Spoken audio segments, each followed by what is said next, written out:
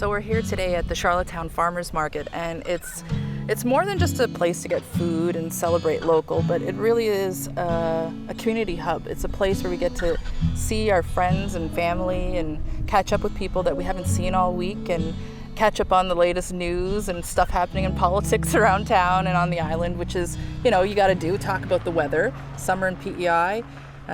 We've always got something to talk about weather-wise, and there's always good food, lots of diversity, beautiful crafts, and it's just, if you're looking for something that's authentic, handmade, and from the heart, this is the place to get it. Hi, I'm Chef Ilona Daniel. I teach at the Culinary Institute of Canada, and I'm also a chef consultant that does all sorts of cool restaurant makeovers and menu changes. For me, I like the trail as a place for me to kind of unwind a little bit, get close to nature. And it's not very hard to do in PEI, but one of my ways to get grounded is to actually look and forage a little bit and see what's growing, see what I can eat, and just kind of walk. No rush, no necessary direction, distance I'm looking to go. Just to enjoy being in Mother Nature for me. That's really important for my, work-life balance, you could say. So there's lots of plants that you can see on the trail, the Confederation Trail.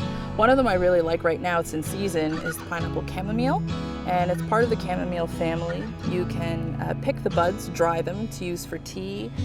You can also use them to steep with butter and make cookies with, which I really like to do.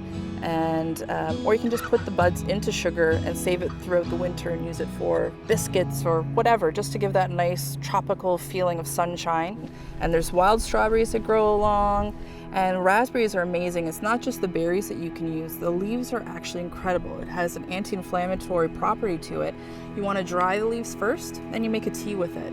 And it actually has the same type of properties that will help, that you'll find in like Tylenol or those sort of things. It'll help reduce any kind of aches and pains and headaches and that type of thing. There's so much wild food that's growing around us, and the important thing is that we just have to look a little deeper. And I think that's kind of a good analogy too, but when we meet people, and it's always, you just need to look a little bit beyond the surface. So there's a lot of amazing things that Mother Earth gives us, and it's all right here on the trail.